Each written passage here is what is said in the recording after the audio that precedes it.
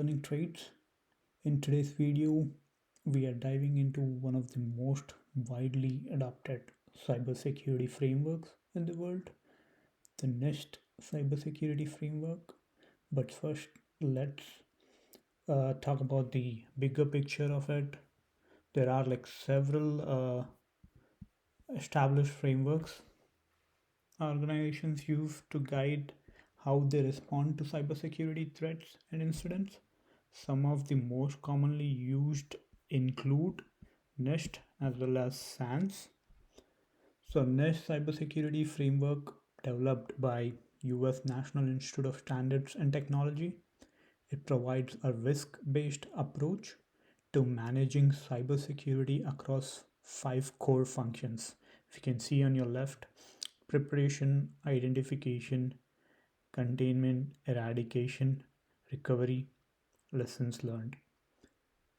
And it provides a risk based approach to manage cybersecurity across these five or six core functions. And there's one more which is called SANS, Incidents Handler, and a practice like step by step guide often used by security operation centers for incident response process. And the steps include preparation, detection and analysis, containment, eradication, recovery, and post incidence activity. The the five core functions of NIST cybersecurity framework are, let's break cybersecurity into five essential functions: identify, protect, detect, respond, and recover. And we'll walk through each one using a real world example of corporate network, something relatable for anyone working in IT, security, or business leadership. Let's begin with the first phase is about understanding your environment. Where identify, know what you're protecting. It can be your system, endpoints, your data, your risks. Let's take an example. A mid-sized company conducts a asset inventory to map all the required. Let's take this the core functions of NIST cybersecurity framework. Identify. What do we exactly identify? The assets, like asset management, risk management, and governance. So conducts an IT asset inventory to map all endpoints, servers, cloud apps, and mobile devices.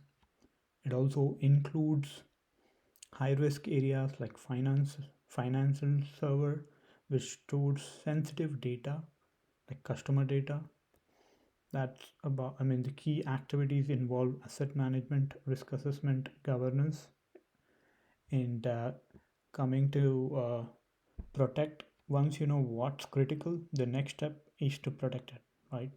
So we can take an example of an IT team enforces multi-factor authentication MFA across remote access points, encrypts confidential documents, and rolls out employee security training program to prevent any phishing attacks.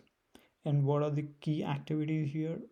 Access control, data security, data encryption, and user awareness or training. And coming to detect, even with like strong defenses like spotting threats earlier, detect is nothing but like spotting threats earlier. Breaches can happen, that's why detection is critical. So if we can take an example, let's say SOC team monitors log with SIM tools and receives alerts when unusual login patterns or large file transfer occurs, signaling a potential insider threat or malware activity. Either we can use Splunk SIM solution or the Microsoft Defender. And what are all the key activities here? Like anomaly detections, continuous monitoring, threat detection, log analysis. And the fourth step here is respond, like act immediately. When a threat is confirmed, it's time to respond fast. So let's say if we take a corporate network example, a ransomware variant hits a user's machine and the endpoint is immediately isolated from, the endpoint should be immediately isolated from the network. A critical incident is declared and the incident response plan is activated. Communication flows to IT, legal, and leadership teams. So, like, take action during cybersecurity incidents. And what are all the key activities here? Incidents handling, communicating with stakeholders, and mitigation plan. That's about respond. And coming to recover, like restore and improve. Like, what is recover all about? Like restoring and improving.